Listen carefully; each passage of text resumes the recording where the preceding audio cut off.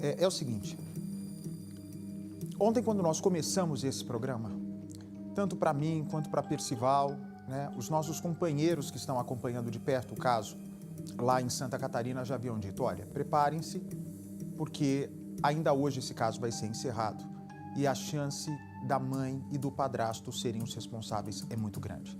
É claro que nós trouxemos essa temperatura para vocês, mas com muita cautela, com muita sensibilidade e delicadeza, afinal de contas, o que pode parecer uma mãe fria, uma mãe em contradição, era, na verdade, uma mãe sofrendo, uma mãe que ainda não tinha, na verdade, caído a ficha do que havia acontecido com a sua pequena Isabelle. Mas, infelizmente, a própria mãe e o próprio padrasto deram um corretivo, eles chamam de corretivo na criança. Bateram tanto na criança, maltrataram tanto essa criança, que ela não resistiu. Quando eles percebem que não havia mais nada a se fazer, uma vez que a criança já estava morta, eles decidem colocar o corpo numa mala de viagem e escolhem um buraco não muito distante dali e enterram a menina, que foi depois desenterrada por eles. O padrasto levou a polícia até o local, a menina ainda estava de bruços e o rosto tão ferido, tão machucado diante da sessão de tortura e espancamento que até o caixão precisou ser lacrado. Me dá as imagens, por favor, Edu, perfeito, da câmera de segurança. Aí está. Essa imagem que você vai ver agora mostra a tranquilidade da mãe e a tranquilidade do padrasto, levando o corpo como se fosse uma mala realmente de viagem. Olha ali a tranquilidade, sem temer por onde estão passando, jogando a mala de qualquer jeito. Nesse instante ele para do lado de um poste. Peraí, ele abandonou ali ou vai procurar um buraco agora? Eu não tinha visto essa parte, Zama.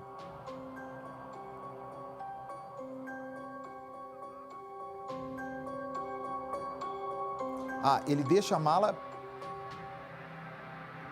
Ah, tá. Aí ele tá indo com o corpo da menina, certo? Ok, esse é o fim da imagem, né? Às 3h36 de segunda-feira. E agora, infelizmente, a menina foi encontrada morta. Eles devem ter parado a mala ali para buscar um local, não é? Porque eles são recém-chegados ali na região. Eles estão morando na região há apenas 15 dias. Ele é um sushi man e ela dona de casa. Ela tem outro filho. Aliás, me chegou uma informação pelo William de que essa moça está grávida. Você ouviu essa história, Zamataro? A informação... está, né? A informação é que essa mãe... Quer dizer, não pode ser chamada de mãe. Mas que essa mulher está grávida. E ela fazia várias homenagens para a filha, homenagens carinhosas. O padrasto também era extremamente carinhoso com a menina nas redes sociais. Porque dentro daquela casa, no dia a dia, era a sessão de espancamento, segundo acredita a polícia. Me dá as homenagens que foram feitas. Daqui a pouco eu vou trazer o detalhe dessa câmera de segurança. Onde é que ela está? Primeiro ela pede ajuda. Só 2 dias depois da menina sumir, ela acaba pedindo ajuda aí. Ela escreve, por favor, ajuda a divulgar, não, né? A procurar. A minha filha está desaparecida. Qualquer um que ver isso vai nos ajudar. Daniela, a mãe. 2 dias depois. Tá realmente grávida de 3 meses, hein? Como é que pode uma mulher grávida de 3 meses... Agora, se não gosta de criança, Percival, se não ama criança, por que ela vai ter o 3º filho, Percival? Não dá para entender uma coisa dessa. Exatamente por isso. Na verdade, a gente nem pode chamar de mãe essa mulher, né? Você vê a Isabelle, uma menininha linda, uma bonequinha, um anjinho. Ela foi trucidada. E a mãe, quer dizer, a reprodutora, mesmo assim, grávida inclusive, participa diretamente ao lado do padrasto da Isabela de uma brutal sessão de espancamento até matá-la, Abate. Tem mais prints aí das homenagens que ela fez? Então tem que pegar lá depois as homenagens, viu que tem vídeo de homenagem que ela faz para a filha, o padrasto faz vídeo de homenagem, mas me volta a câmera de segurança enquanto vocês pegam isso. Eu vou te colocar no ar, tá, William? Você me ouve bem, William? Você que está aí na cidade? Te ouço bem, Bate. William, eu estou mostrando aqui a imagem da câmera de segurança mostrando a mãe e o padrasto carregando a mala. Isso foi na segunda-feira à tarde, a menina teria sido morta na segunda de manhã e na segunda à tarde mesmo eles desovaram o corpo. Eles levam a pequenininha de 3 anos numa mala, procuram um local para enterrar essa criança e aí comunicam à polícia. Do local onde desovaram o corpo, eles procuram um delegado inventando essa história de sequestro. Na verdade é assim, Bate. Na primeira imagem, eu estou sem retorno de imagem aqui, mas na primeira imagem, quando eles sobem arrastando a mala, a menina está dentro da mala. Eles entram na rua Itajaí, que é uma rua que fica ao lado da rua da casa deles. Então, eles passam com essa mala, carregando a menina com toda a tranquilidade do mundo, vão até o final desta rua, abrem uma cova com as próprias mãos. Nós temos, inclusive, a imagem do local, está em Cusama. Eles tem as imagens, Zamataro, do local? Pode pôr no ar. O local... é o quê? É um terreno? É um terreno... Espera aí que eu estou colocando aqui no ar. É um terreno fechado, Bate. É um terreno fechado, de mata fechada. Agora sim. Bastante fechada, por sinal. Agora eu estou vendo, eu não tinha visto essa imagem. Mas eles acharam esse lugar assim de última hora? Ou você acha que eles já sabiam onde enterrariam a criança? Bate, eu creio que eles já tinham programado, porque me causa muita estranheza pela minha experiência, eles terem chamado um Uber anteriormente, que é o tal do carro prata, que nós tanto falávamos ontem no programa, e não terem utilizado este Uber. Então, existem duas possibilidades. A primeira é de terem chamado o Uber para levar o corpo e daí desistiram por algum motivo, ou a segunda, que é que eu particularmente acredito, que eles chamaram para criar um álibi, para ter um carro naquela rua e, na sequência, esperaram então este carro ir embora e vão a pé com esta mala. E essas imagens, como você mesmo disse, são provas cabais e irrefutáveis de que eles são os autores. Eles vão até aquele local. Pois não. Eu tenho uma imagem também, que eu vou trazer daqui a pouco. Você com a avó. Cadê a avó materna? Que é um doce de mulher. Qual é o nome dela, William, por favor? Que me mandou. A Dona Maria. Agradeceu o nosso programa, né, William? Agradeceu o nosso trabalho. Ela foi muito gentil conosco, né?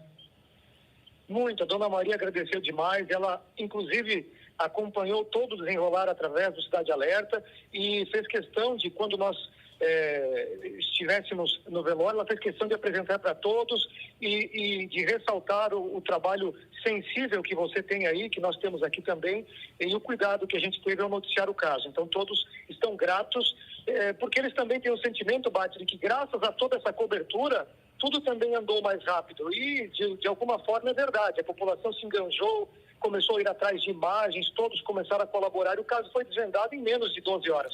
Cadê ela acusando o vídeo que aparece o William? O William foi pego de surpresa nessa hora, porque aparece a avó, um outro homem que se apresenta como um religioso, que, segundo ela, morava também dentro da casa, e ele começa a falar, esse homem, que é uma testemunha. Deixa eu dividir a tela aqui para explicar. Vocês estão sabendo que imagem eu estou pedindo, né, Zamataro? Hein? Então tá, pode pôr no ar já essa imagem. Põe a imagem no ar sem áudio. Só para vocês entenderem, esse homem aí havia acabado de sair da delegacia, ok? Ele é um homem que se apresenta como religioso e que se apresentou depois, atendeu o chamado da polícia, dizendo ser uma testemunha. Quando a avó, a Dona Maria, começa a ouvir o que esse homem está dizendo, olha o que acontece. Acontece uma discussão. Peraí, antes disso, tem aquela entrevista que a avó fala desse homem, não tem, Zamataro? E depois ela encontra esse homem. O que nós não acreditávamos que fosse ocorrer tão cedo. Cadê essa entrevista aí? A primeira, antes do confronto. Não é essa. É ontem à noite, quando a avó está sentada na calçada. Você tem isso aí? Isso, a avó está sentada na calçada, que é muito material. Ó, vamos ver, pode abrir. Ficou tão nervosa. Esse é o companheiro, ele morava na casa junto com eles. Lá, tá? Entendi. Ele ontem à noite ele orou e disse para nós que a Isabelle tinha sido ia ser sacrificada. Isso me arrepiou tanto. Eu fiquei com uma tremedeira que eu não sabia como eu ia andar. Lá dentro da casa eu sentei na cadeira. Ele morava junto? Ele morava junto lá. Entendi. E a senhora acha que ele poderia saber? Ele podia saber. Ele tinha que saber alguma coisa, porque ele estava morando lá. Entendi. Por que ele não vai saber? A senhora acredita que ele tem envolvimento, então? Tem. Tem, sim. Olha a firmeza da avó ao afirmar que esse homem que ela encontraria pouco tempo depois na porta da delegacia, a avó foi na delegacia cobrar explicações, porque a avó disse o seguinte: se a minha filha fez isso, a avó já disse que ela não é mais filha, ela não tem mais filha, que essa mulher não pode ser chamada mais de filha, que ela não é mãe de assassina, então ela já exclui essa mulher, obviamente, de maneira honrosa, uma senhora correta, uma senhora digna, que foi enganada pela própria filha. Ela encontra com esse homem que ela diz que morava na casa. Eles moravam juntos ou não? Tem esse terceiro homem que morava na casa ou não, William? Você conseguiu apurar isso? Sim, Bate. Ele é uma espécie de missionário, pastor, algo do tipo, e ele dividia a casa, morava na mesma kitnet, apesar de o crime ter sido registrado no quarto do casal, mas ele morava lá, inclusive, como bem na reportagem, por diversas vezes viu a menina apanhar. Se ele viu a menina apanhar diversas vezes, e ele fala isso na entrevista, é quando ele fala, porque a avó está acusando, falou, ele estava na casa, ele frequentava essa casa, ele via a minha neta sofrendo. Quando ele diz na porta da delegacia que via a menina chorando e que não podia fazer nada, aí a avó sai do controle, com toda razão.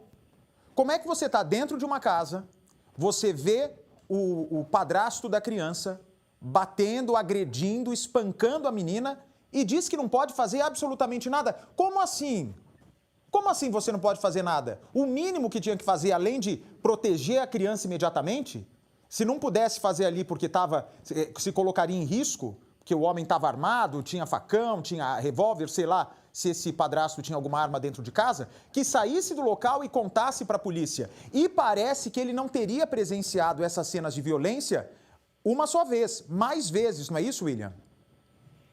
Sim, pelo que esse missionário disse, ele presenciou algumas vezes, mas ele afirma que ele não podia denunciar.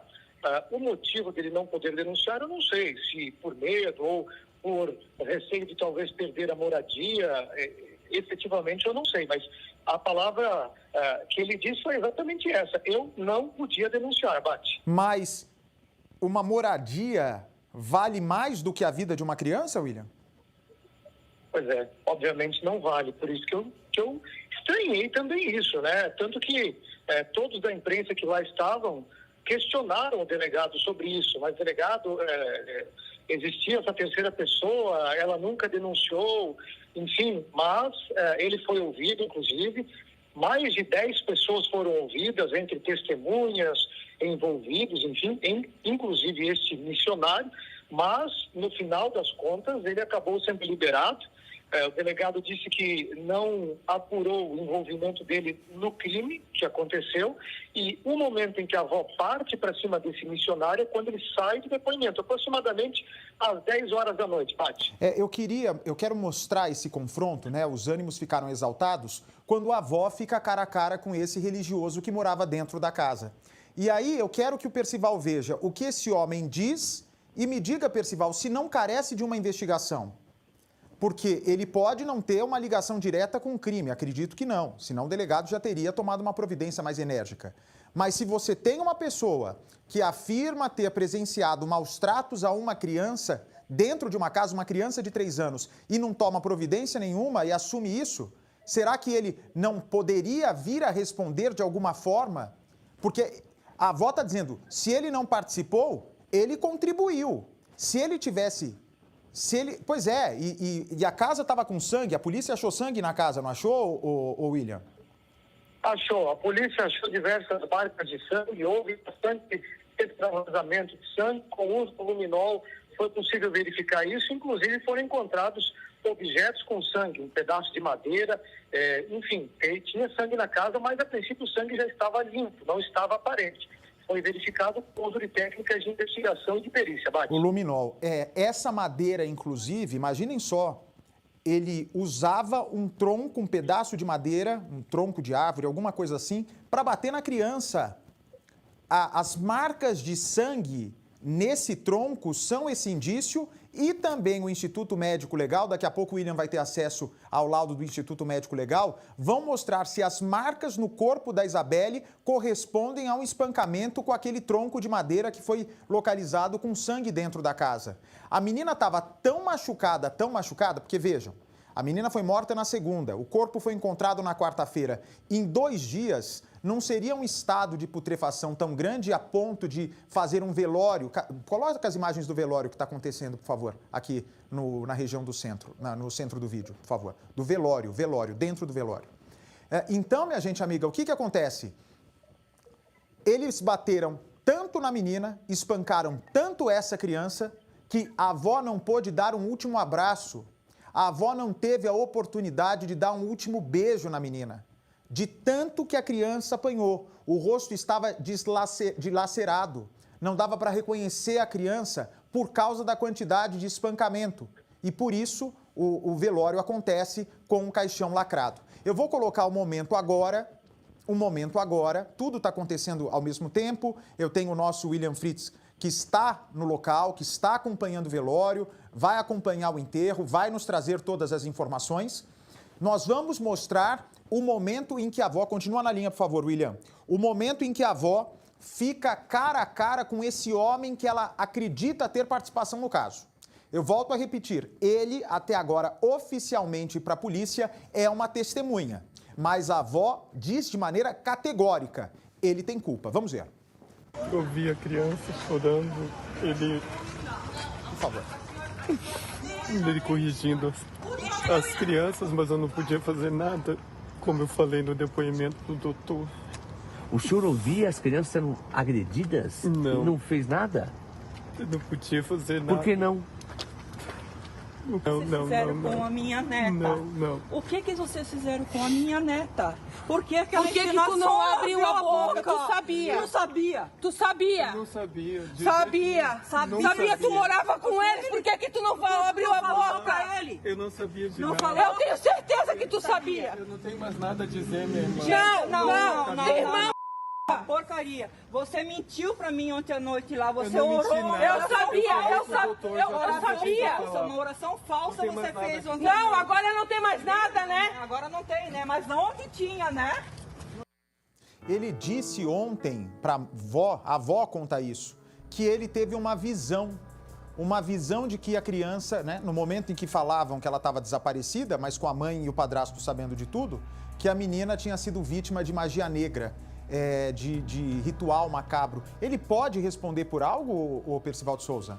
Claro que pode, sem dúvida nenhuma, até porque já está provado. Ou seja, a casa onde Isabelle foi morta era uma verdadeira casa de tortura.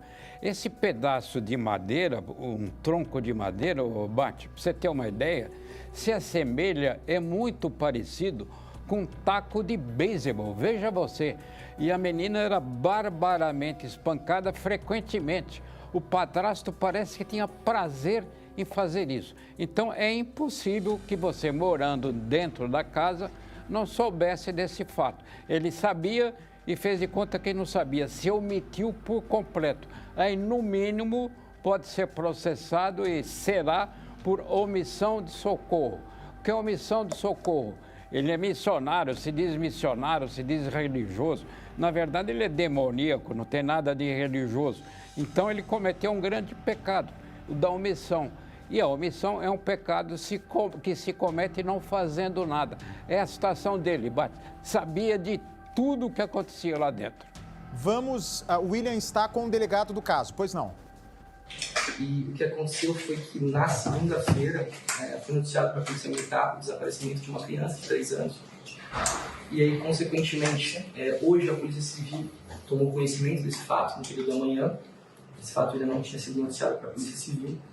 E imediatamente, quando nós tomamos conhecimento desse fato, a nossa equipe já se deslocou para o local, conseguimos coletar as primeiras informações e já no primeiro momento percebemos uma certa incongruência, uma série de situações controvertidas ali, de narrativas, E ao longo da tarde, ouvimos diversas pessoas, foi noticiado também uma suposta existência de um veículo cinza que estaria no local, que esteve no local e que, em tese, poderia ter sido responsável pelo sumiço dessa criança. Então foi criado um cenário inicial de que a criança poderia ter sido sequestrada dentro da própria casa. Fato é que a gente identificou já, no primeiro momento da tarde, quem seria o tal veículo, quem seria o proprietário do tal veículo. A pessoa foi ouvida aqui na delegacia e ficou bem claro para a gente de que essa pessoa ela foi até ali a pedido do padrasto da criança no período da tarde e que ninguém entrou no veículo. Ficou ali por cerca de 5, 6 minutos esperando, deu tempo, cancelaram a corrida e a pessoa voltou ao seu trabalho. Quando da oitiva dessas pessoas em sede de delegacia, constatamos ali essas divergências, testemunhas ouvidas que narraram uma briga muito grande ali dentro da casa no período da manhã, quebra-quebra, bate-bate. E o padrasto e a mãe foram ouvidos no primeiro momento, já muitas controvérsias. Percebemos que tinha uma versão criada, uma versão que, pela nossa experiência, seria uma versão ali que eles teriam já construído, criado essa narrativa e que, consequentemente, trouxeram para a delegacia. Nós, com técnicas aqui de entrevista, interrogatório, conseguimos desconstruir essa narrativa deles e, em determinado momento, quando eles perceberam que eles não tinham mais escapatória, não tinham mais para onde sair, que a polícia já tinha descoberto ali e avançado bastante, apesar de estarmos numa investigação de menos de 24 horas, mais uma vez, conseguimos constatar e eles, primeiro ali, o padrasto da criança confessou, e num primeiro momento narrou que tinha iniciado as agressões e que a mãe também teria participado e que em determinado momento a criança teria evoluído a óbito e a partir do momento que a criança evoluiu a óbito, que eles perceberam que a criança estava morta, eles tiveram a ideia de se livrar do corpo. E aí, quando eles se livram do corpo, eles colocam a criança dentro de uma mala e saem os dois com a criança dentro de uma mala, uma criança de 3 anos, criança morta. E levam essa criança para uma área de mata, ali na BR, na rodovia BR-470, e uma área de mata fechada, bem distante, e enterram essa criança ali. E aí hoje, a partir do momento que eles realmente perceberam que não tinha mais escapatória, principalmente o companheiro dela se prontificou a levar a polícia até o local. A gente tentou ir 2 vezes no local também, mas é um local de dificílimo acesso, então, apesar de ele ter dado as coordenadas assim, a polícia não conseguia encontrar o local de forma alguma. E aí ele falou, não, delegado, eu vou lá com vocês. E aí ele se prontificou aí, mostrou, a criança estava enterrada numa cova rasa, com um cobertor azul enrolado pelo corpo. Nós imediatamente também acionamos a perícia que esteve no local e também estamos realizando a perícia na residência, né, com diversos reagentes ali, porque há indicativos de bastante extravasamento de sangue na residência, né? Então, essas investigações, apesar de prematuras, elas são bastante contundentes, né? Eles foram reinterrogados, eles foram ouvidos primeiro ali em termos de declarações, porque é uma família em tese de uma pessoa que está sumida, desaparecida, em tese até mesmo sequestrada, mas aí já no segundo momento eles foram interrogados, né, na qualidade de suspeitos, e aí nesse segundo momento ali ambos confessam, mesmo com a confissão ainda há algumas contradições, certo, que a gente vai conseguir aprofundar ao longo das investigações, mais pessoas serão ouvidas. Também fizemos a apreensão dos aparelhos celulares, né? E o que a gente tem é que eles realmente confirmam que combinaram uma narrativa depois do crime, que levaram a criança ali para ocultar esse cadáver. Ele simplesmente agrediu a criança porque ela teria olhado feio para ele. Ele já narra que ele estava com um problema com o conselho tutelar, porque estavam recebendo denúncias, e que a criança não estava querendo se alimentar e que ele estava querendo ali forçar que a criança se alimentasse. E a mãe grávida, hein? A mãe assassina grávida agora de 3 meses. Não foi só ele que agrediu, foram os dois que agrediram, e o resultado da morte foi ocasionado por ambos, e que depois da morte, eles em comum acordo, considerando que a possibilidade de serem presos, eles combinaram realmente a questão de colocar a criança dentro de uma mala e levar para o mar. Delegado, e essa outra criança que morava com eles? Essa outra criança está na delegacia, dela. estava até pouco tempo atrás, já com o conselho tutelar também, já foi acionado um genitor, o pai da criança, né? O pai da criança, para que fique com ela. A mulher realmente está grávida? Não foi feito um teste por parte da polícia, mas ela narra estar grávida. Delegado, para o corpo caber dentro da mala, ele foi esquartejado, algo do tipo, ou só foi colocado? Só foi colocado. Uma criança de 3 anos, de porte bem pequeno, então caberia dentro de uma mala. A agressão física, simplesmente agressão física, claro, grave, foi só, enfim, usar algum material para matar a criança? A gente está apurando ainda, tá? A narrativa, inclusive, é de que batiam a cabeça da criança na parede. Então tem uma série de variáveis, bater com vara, com... Pena de morte, agora né? há pouco também, não tem outra pela polícia científica lá, junto com a minha equipe que está no local, um bastão com sangue, com vestígio de sangue. Então a gente tem que... Está muito cedo para a gente afirmar qual que são os instrumentos que eram utilizados, né? E, inclusive, a gente também não afasta a possibilidade de termos um crime de tortura com o resultado morte, tá? Nós temos o homicídio, que é um crime X, e nós temos um outro crime que tem até uma pena maior, que é a tortura com o resultado morte. Ao longo do tempo, com o avançar das investigações, nós iremos concluir por um lado ou por outro. Delegado bem empenhado, tentando enquadrar a mãe e o padrasto num crime ainda mais grave, né? Não só o homicídio, mas o homicídio provocado também por meio de tortura, o que é uma qualificadora que pode deixá-los mais tempo na prisão. O William está, nosso parceiro lá em Santa Catarina, está na frente do velório conversando com a família. Vamos ver. Bom, Bate, nós estamos aqui com a Dona Maria, também com a Luciana, que é a tia da pequena Isabelle.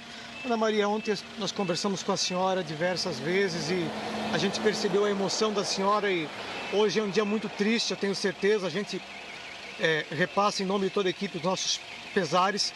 Qual que é o sentimento hoje, Dona Maria? Muita tristeza e muita saudade da menina, porque a menina era uma ótima criança, era uma menina linda, meiga, carinhosa, inteligente.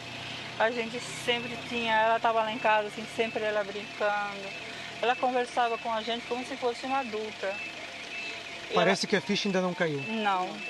Eu tenho a sensação que eu ainda vou achar ela viva, mas eu sei que não é verdade mais.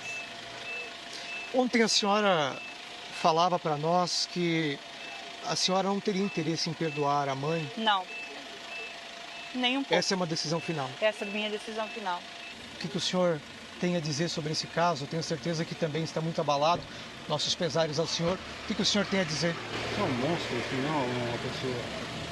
Você devia ter o mesmo tratamento que ela teve com a criança, sem poder se defender. Sem perdão, né, Beto? Sem perdão. Sem perdão. Matar de pouco a pouco. Para mim, para mim, ela não é mais filha. Do momento que ela fez isso lá, é imperdoável o que ela fez. E eu tive na casa hoje, vou lá de novo, porque eu tenho que buscar umas coisas que são da menina e são do outro meu neto que está com o pai.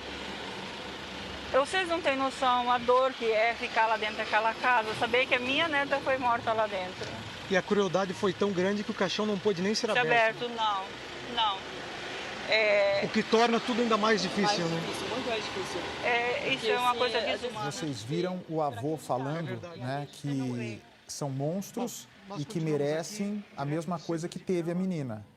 Uma morte pouco a pouco, porque o avô também sabe que a criança foi torturada. Vamos ver agora o enterro, vamos acompanhar o enterro. Vai ser enterrada a menina Isabelle, de apenas 3 anos, uma menina conhecida por todos, é unânime como doce, uma menina meiga, uma menina que, mesmo apanhando dentro de casa de maneira covarde, não perdia o sorriso no rosto, não deixava de sorrir, mesmo enfrentando dias difíceis, sem poder se comunicar, sem poder falar para as pessoas, comunicar para as pessoas o inferno que era viver dentro daquela casa.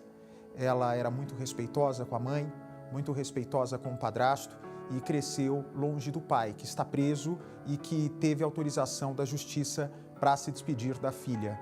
A justiça se sensibilizou num caso onde a mãe assassina e o padrasto assassino. O pai, que estava preso por outro crime, foi escoltado pela administração penitenciária até o local para se despedir da filha. Vamos ver o enterro, por favor. Aceitar, Bate. Vai lá, William. Isso que aconteceu. Você observa aí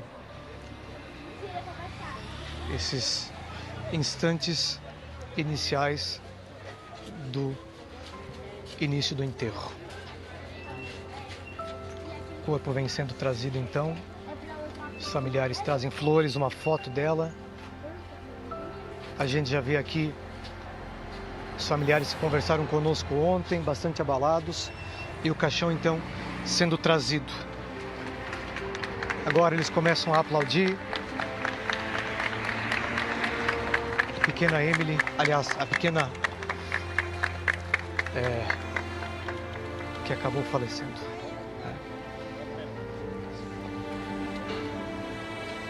Pequena Isabelle. Todos muito emocionados. A Dona Maria, a avó. Aqui o avô também. Eles que conversaram conosco ontem. Nos acompanhando aqui. Adilson, pode ir lá para frente. Você acompanha nas imagens do Adilson Amorim. O corpo vem sendo levado então. Um momento de bastante tristeza aqui, viu?